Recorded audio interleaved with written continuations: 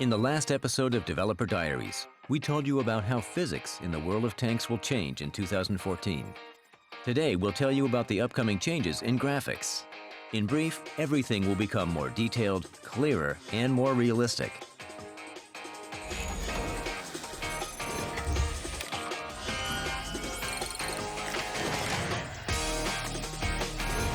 What is the most important feature in a game about tanks? Of course, the tanks and other vehicles. When World of Tanks came out, vehicle models had about 8,000 polygons. A limiting factor was the performance capacity of personal computers of that time. More vehicles have been introduced as time has gone by.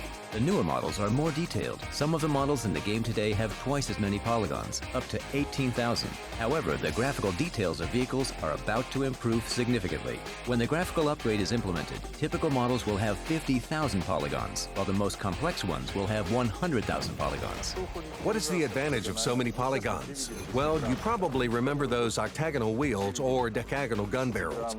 These shapes were the result of low polygon counts. High polygonal detailing is needed to smooth all the roundish surfaces to the point where they don't resemble a pencil anymore.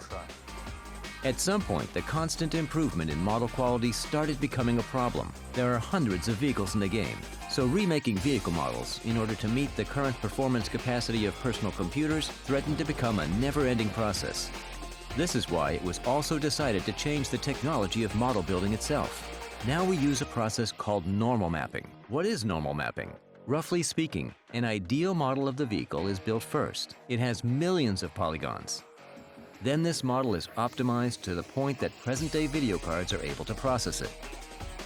Once these millions of polygons are baked in a texture, the quality of details will be indistinguishable from real geometry, and the load on video cards will be much less. Objects will be more realistic, not only due to an increased number of polygons. An advanced texture mapping system will be introduced as well. The underlying goal of the new material model is to let players understand the size and weight of the vehicles, to give you that feeling that your tank is a massive chunk of metal. Just by looking at them, everyone should feel the weight of these monsters. When artists create materials for objects, they work with photographs, as well as with real patterns if they're available. Now, with the transition to HD, artists have a new tool. To show some unique features of certain vehicle textures, we use a 3D scanner. Joints, texture, small details, everything is transferred onto the in-game model of the vehicle. Scanning allows making those vehicles that have never existed in metal look more authentic.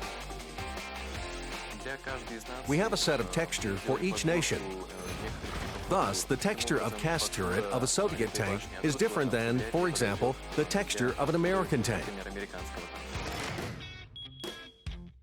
Now we can construct the look of the vehicles that existed only on paper with maximum accuracy. We do this by applying the armor texture of that nation, the correct time period, and the factory where an experimental vehicle was expected to be built and produced. If the vehicle had been produced, it probably would have looked like this. Creation of vehicle external appearance has become less and less the result of creative work. It has become more a result of a meticulous reconstruction. In some cases, our vehicles look more like the real vehicles of their time than examples of those vehicles sitting in museums. Some details of the museum vehicles may be missing. They also may be reconstructed inaccurately or incorrectly. Scuff marks on paint, or the way the thin vehicle panels become deformed. These details create the atmosphere of realism. To create them, we studied how combat vehicles wear out. A tank should look like a tank that is being actively used. Historians have told us about the crew, how and where crew members would move, and what they would carry with them. Thus, we know where tankers would likely scuff tank armor to shine. Along with the appearance of new vehicle models, the world around them will change as well. The new system of texture mapping will be applied not only to new vehicle models. Buildings, surfaces, water and rocks, everything will look more realistic. We're giving special attention to the atmosphere on the maps. We want a player who, for example, waits in an ambush for an enemy vehicle to notice and enjoy the details of the scenery. New effects will be added into the game, while existing ones will be remade. Now we're working on improving the quality of textures that we use to create effects like smoke and fire. If a tank is burning, bursting flame will bend around some features of tank construction. Flames will curl around other projecting tank parts. Effects make a long and complicated journey from artists to players because they are not evaluated only in terms of aesthetics. All effects must be approved by the art director first, as they should fit the general environment. Then they are approved by game designers, because effects should not interfere with the game process.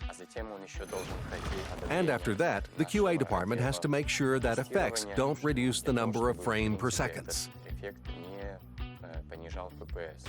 Night maps, extremely thick smoke from destroyed vehicles, and other effects failed to pass all these tests. However, the features that did make it into the game look really interesting.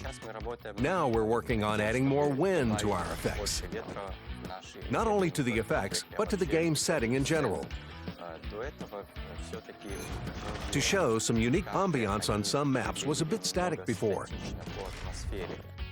The environment in World of Tanks is about to become livelier. Trees and grass will respond not only to wind, but also to shell explosions. Shots and movement of tracks will raise clouds of dust. Seasons will change. Weather will vary. Now we're experimenting with server-side visibility that will depend on what the weather is at the given time.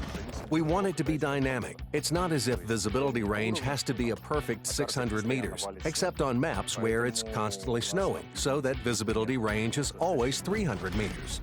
For example, visibility can be good until a heavy snow sets in 5 minutes after the start of the battle, and 5 minutes later, the snow stops. No one will know when exactly it will happen because it will be triggered by a server command. A dust storm or a downpour can start suddenly. Either one will drastically reduce visibility range.